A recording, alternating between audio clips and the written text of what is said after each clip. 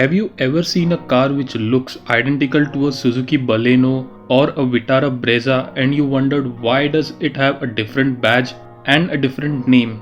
Or maybe when you used to see these cars on the road and some people used to call it a Fiat when the badge clearly says Premier Padmini.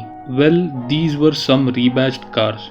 But what is rebadging and why a brand like Toyota is doing it? Let's find out.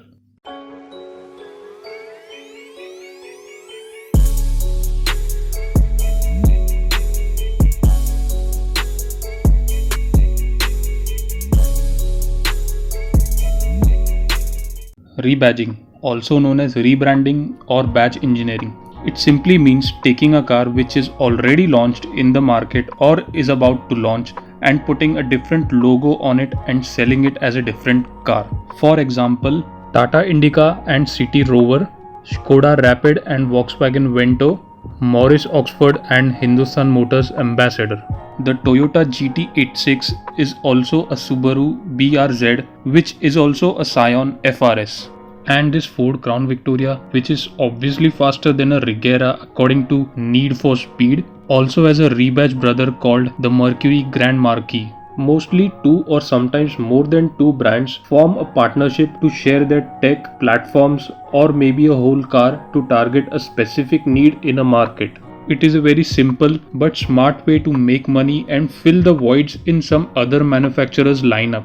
The first rebadging occurred in 1926 when a Nash Lightyear 6 was rebadged as a Ajax 6 sedan. Sometimes different brands launch their car with a different name in different market. For example, the Honda Jazz that we all know is also known as a Honda Fit, and the Ford Everest was launched as a Ford Endeavour in Indian market because Taste me best, Mummy or Everest.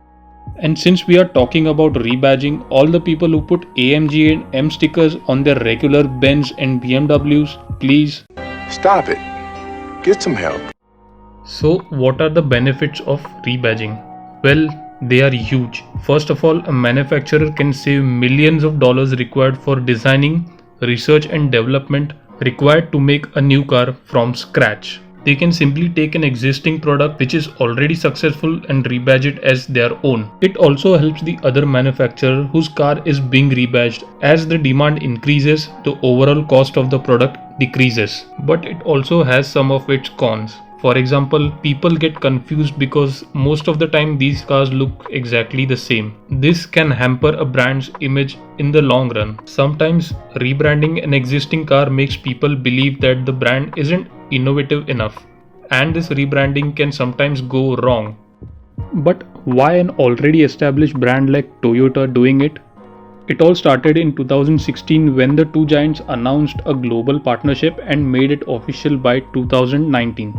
Under this agreement, Toyota was supposed to share their hybrid technology, and on the other hand, Maruti Suzuki will supply two compact vehicles to Toyota for the Indian market. Not just that, Toyota will acquire 4.94% stake in Suzuki, which is around 96 billion yen, and Suzuki will acquire a smaller 0.21% stake in Toyota worth 48 billion yen.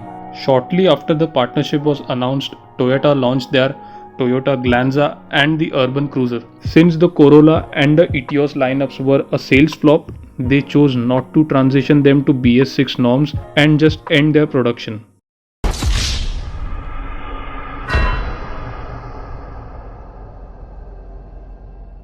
Toyota saved a lot of money required to transition a car to BS6 norms. And it doesn't matter how many tin can memes you make on Maruti Suzuki cars, people still buy them.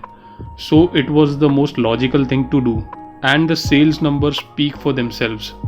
So what is the future of rebadging in India? Recently, Toyota announced that they would discontinue the Yaris sedan due to poor sales and replace it with a rebadged Suzuki Ciaz. And due to the increased cost required to design a new car, brands are doing everything that they can do to maximize their profits. So it will be logical for brands to partner with each other. Who knows, in future we might see a Toyota Espresso or maybe a Suzuki Innova. So that's it for this video. I hope it was helpful. If it was, make sure to like and subscribe to my channel. And if you know any more rebadge cars from Indian market that I missed, let me know in the comments. I will see you in the next one.